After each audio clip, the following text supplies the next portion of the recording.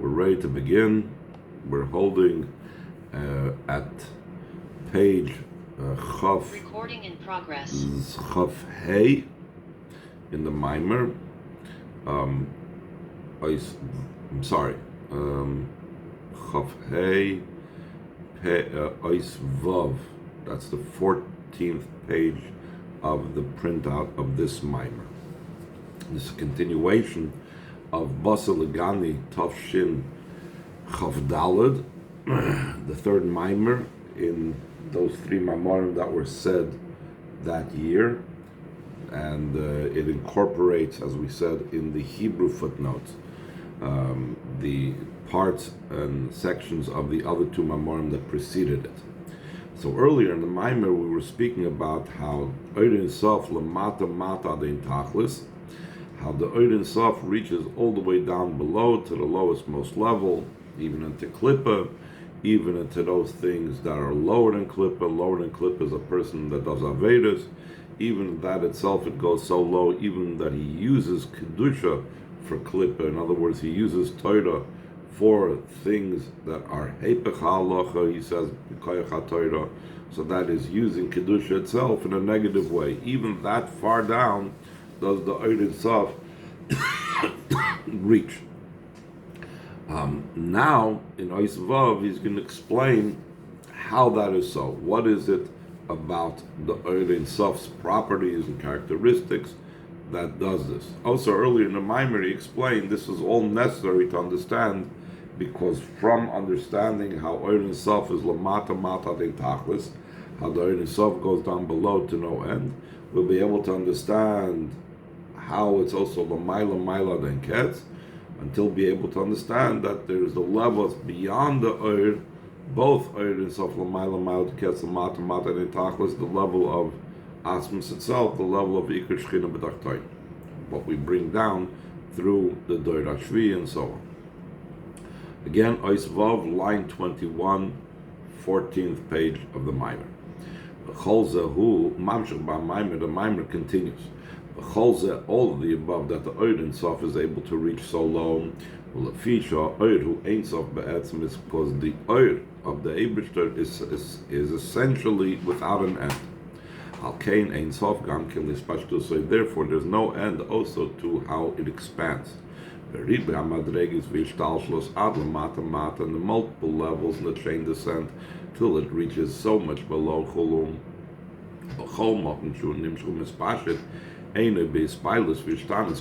Anywhere that it comes down and it spreads out is not at all in a state of excitement, meaning it doesn't become affected by the plays and it doesn't become changed by it.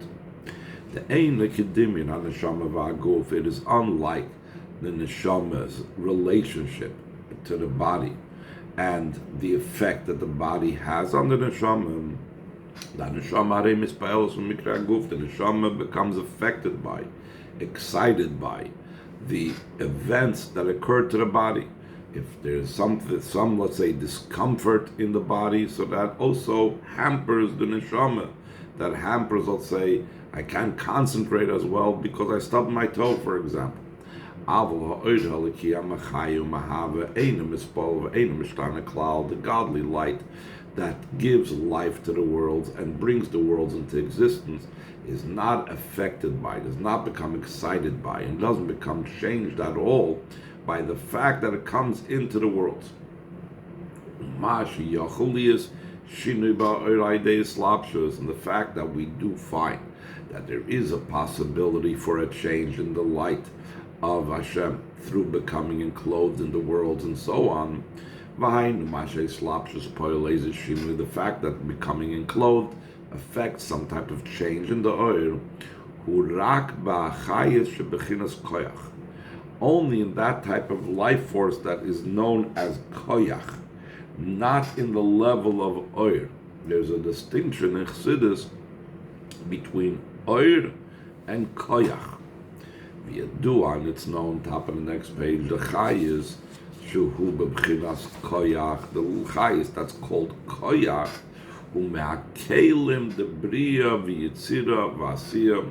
It's that chayis that is derived from the vessels of Bri Yitzir Asiyah. Therefore, the Caleb, the Bri Yitzir Asiyah, the Mchias Metzias, the vessels of the world of Bri Yitzir Asiyah is in a state of an existence already. It is something that exists other than Hashem. Who could easily be Geras HaKodesh on his Keres Leil, like is brought down the Geras Kodesh brought down earlier in the Maimer. The Reishis HaYesh, what is considered the beginning of Yesh? In other words, when Hashem created Yesh Me'ayin, what is the first Yesh of Hashem's creation? And Kalim, the Bri Yitzir Asiyah. These are the vessels of Bri Yitzir Asiyah. And when they give life to the world, since they're already a Metzias, since they're already a Yesh, they're not a Likus anymore. Mishum Zeh, Shaykh Bahem, Hashinui Va'aspilus. It's applicable by the Kalim, a change and becoming affected by becoming enclothed. They become excited, just to use that term. But the light that gives life is there's no change and no effect on it, no excitement in it whatsoever. Ad kan l'shoyne. This whole paragraph is quoting the Lashon of the Frierdiker Rebbe in chapter 14 in Ois Yudalad of באתי לגני. So the Rebbe is now going to elaborate on explaining this concept of the unchanging nature, and the idea how this comes from the Kalim, and mainly first what's Kalim Datzilus and how they are distinct. That's what's really going to be the next part all about, how Kalim Datzilus is totally different than what we just now spoke about, the Kalim of Biyah. So he says in line 8, the idea behind this is like the Tzemach Tzedek explains at length in the Maimer known as the three views, the three opinions. Bashita Ashni explaining the second view, even in the Kelim of Atzilus, though they are called vessels, the idea of change doesn't apply in them. And they are not susceptible to change. They are not affected by whatever they are giving chayis to. And the Tzemach Tzedek explains this based on the explanation of the Mittler Rebbe in the statement of the Zohar on Parsh Vayetze. Shakadosh Baruch Hu Omer Hashem says, "Afilu b'monin deli loy ishtamish."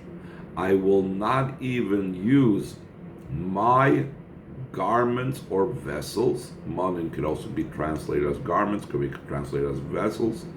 Ella b'monin delach, but rather I will use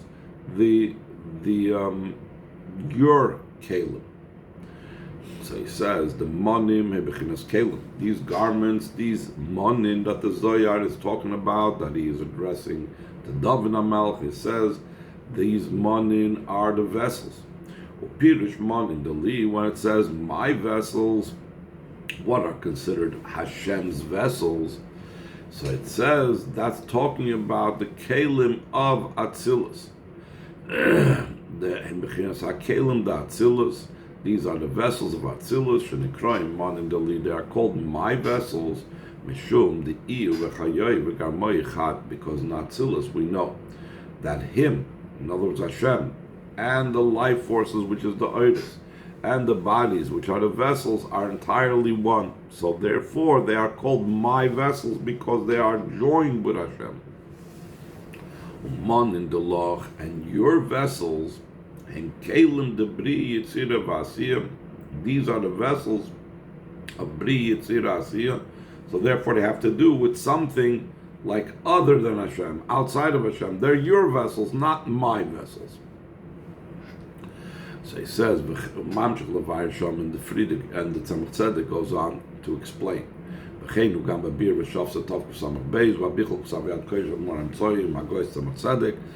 too, there's also in a Maimer of the Alter Rebbe in the manuscript that has the writings of the Mittler Rebbe, the Smaimer, and the Tzemach Tzedek's notes on it.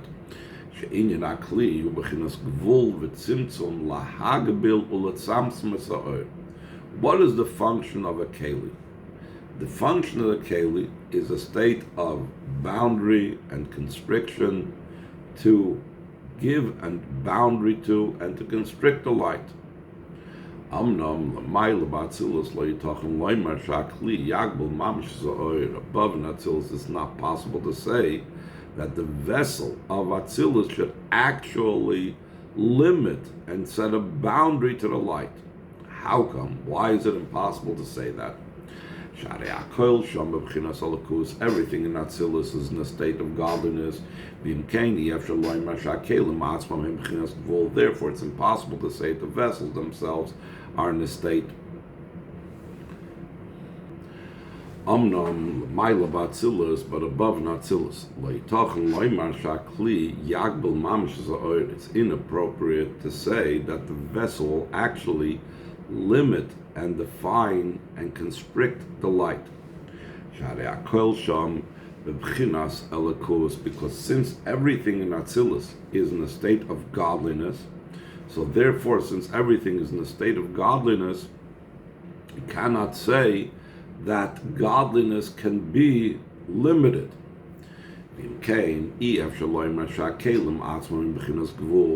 It's impossible to say the vessels themselves are bounded and limited. The chas v'shalom loimer came belakus, heaven forbid to say so, that godliness is limited. So what is the function of kelim? How do kelim work in Atzilus if they don't actually limit anything? We previously established that the keli, what is a keli's purpose? It's gvul v'tzimtzum lahagbol tzamtzum es. Recording in progress. So what does it mean that how can it be that the keli in Atzilus does not have a state of gvul, does not limit anything, because on the one hand it is chas v'sholom to say in godliness that it's a limitation, and on the other hand you're saying, what's the idea of a keli? The idea of a keli is to limit, to constrict. How do those two things fit? So he says in line 27, who the idea behind this is, so they should be able to be the idea of limitations, to constrain and limit something else, to limit things not in Atzilus. Atzilus is godliness. There can't be limitation in Atzilus. But so that once the oil leaves Atzilus, it should be limited. This is affected in general through the 10 spheres of Atzilus. They place a limitation on the light.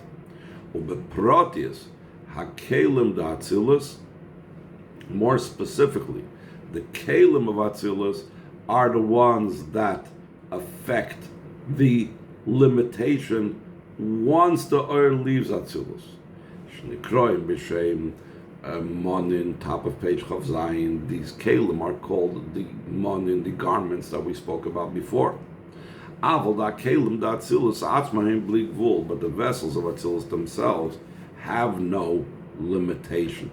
So he's going to give an example of where we see this type of limitation that is caused outside of something, but in the thing itself, even the vessel of it is not in a state of limitation.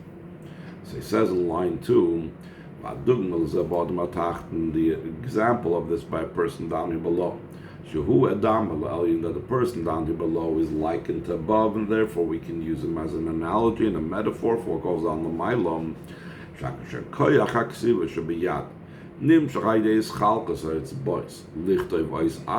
When the power of writing that resides, so you have the power of writing that is now enclosed in the hand. Because it's enclosed in a physical hand, the fingers of the physical hand break down this power that it can limit it. He can write now one letter on a piece of paper.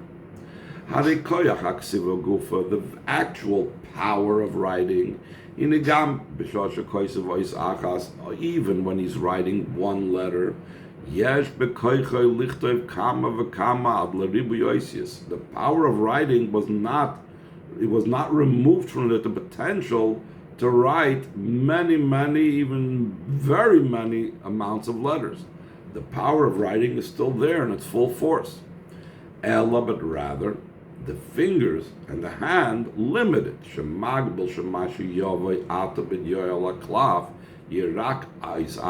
It limits that what will now come out in ink on parchment will be only one letter. So what happens? You have the power of writing enclosed in the hand. The hand is limiting the power of writing. But what type of limitation of the power of writing? It's not making that all of a sudden the power of writing loses the capability to write a great amount of single letters. Not at all. The limitation that the fingers place on the power of writing is at this present moment.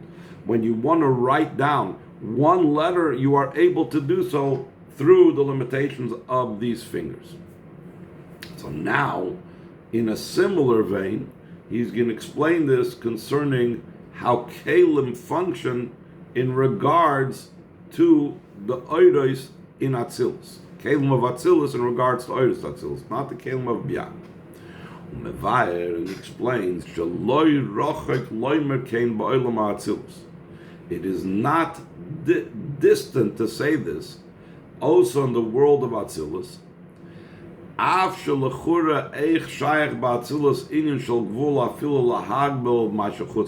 even though the question arises, how is it possible to say that in Atzilus there should be any type of limitations, even if the limitation is not internal, but the limitation is for later on, for outside of it. Why would we say that it's difficult to understand this?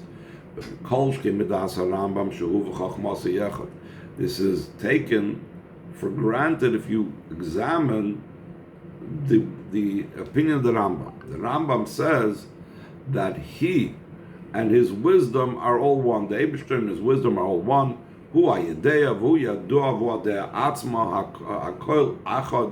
That Hashem is both the knower and he's the thing that's known, and he is the power of knowledge itself. It's all one. If the Rambam says this concerning the essence of the Creator, though we only assign that to Atzilus and we say higher than Atzilus, that doesn't apply.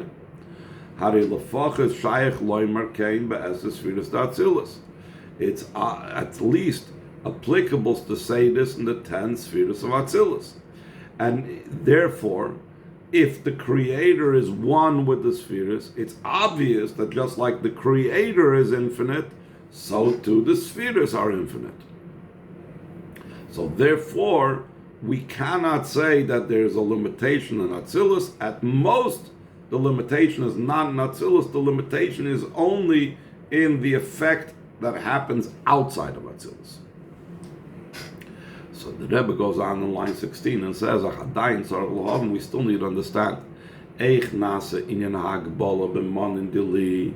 how can there be created and made a limitation in my garments? That we, the Bishleim, this is all right, but other.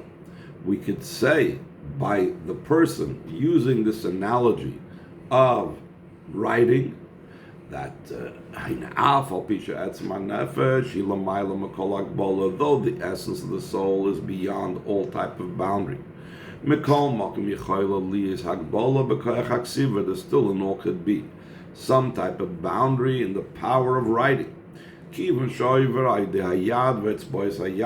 it's actually passing through the hand and the fingers of the hand, so therefore it can make a limitation that only one letter will come out of this power of writing. But above in the world of Atzilus, it's impossible to say so. He has no body, no form of a body. So how could there be such a thing that you can say that the Kalim somehow make a Hagbola even outside of Atzilus? How can the vessels make a limitation outside of Atzilus? The Rebbe explains in line 23, but the explanation this is that Hashem is omnipotent. He can do anything. Therefore, he has also the power of boundary and limitation. So, in footnote Zayin, he brings the well-known statement and adage that like it says in Avodas HaKodesh, if you'll say that he only has a capability to function in the infinite realm, but he does not have a power of the finite, you are making him lacking and deficient. He is incapable of doing something. Back to the text, line 24. Therefore, because he has the power of boundary and limitation, just like he has the power of the infinite and unbounded, he can affect a limitation even without the kalim of that from outside of Atzilus, as we will explain. According to this, the Marash explains the coming into being of the existence of bad. Like it says in the pasuk, it says he creates bad. Though in Atzilus it says that bad will not dwell with you, top of page Chavches, but still in all, the kivin shehu yizbarach, since Hashem, ein sof, though he is infinite, he also has the power to shine and to flow down a chayis in a limited fashion, in a boundary type of fashion. Therefore, from this also comes out the level that he creates bad. And this is identical to each other. The idea that he can make boundary and limited things and he could create bad is really part of the same system. Because the source for bad is because of the measure and boundary and constriction. Moving from all of this is understood. Even in the vessels of Atzilus, it's not applicable, the idea of change and becoming excited and affected by anything. Because they are considered, Hashem says, they are considered my garments. They are beyond boundary. But rather the Kelim of Atzilus, even though they themselves are beyond boundary, they have the capability to set boundaries and limitations outside of Atzilus. Let's go on a little bit further. Let's cover a little bit more ground after all the troubles we've been having today. Line 9, Oizai. Yes, if we could add, the idea that Atzilus, it's not applicable, any type of change or becoming excited or affected by anything. We find in actual way how things run in the literal way. And we're going to speak about the difference between Yosef and the Shvatim. Yosef was an Atzilus personality. In this world, he embodied Atzilus. Therefore, it's always spoken about in Chassidus, and the Rebbe is going to talk about it now. Yosef can be in Egypt and not be affected by it, because that is the nature of Atzilus, that it's unchanged and unaffected. Line 11, it's known the difference between Yosef and the Shvatim. Should be Yosef concerning Yosef, it says he came home to do his work. He was going to check the books, he was doing his accounting. Not only did he deal with such minor things like bookkeeping and accounting, but he rose up high to become the viceroy. To such a degree that without your say-so, no man will raise up his hand or foot in the entire land of Mitzrayim. It said about Yosef, became, despite his being so involved in Mitzrayim, still in all, he stood on his position and serving Hashem in the level of avoid of the world of Atzilus. Concerning the Shvatim, it says the Shvatim did not recognize him. What does that mean? They did not recognize how a person could be immersed in the world and not affected by the world. Because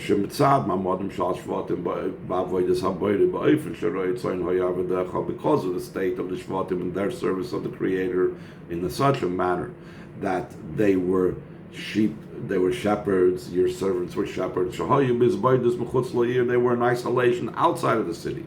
So it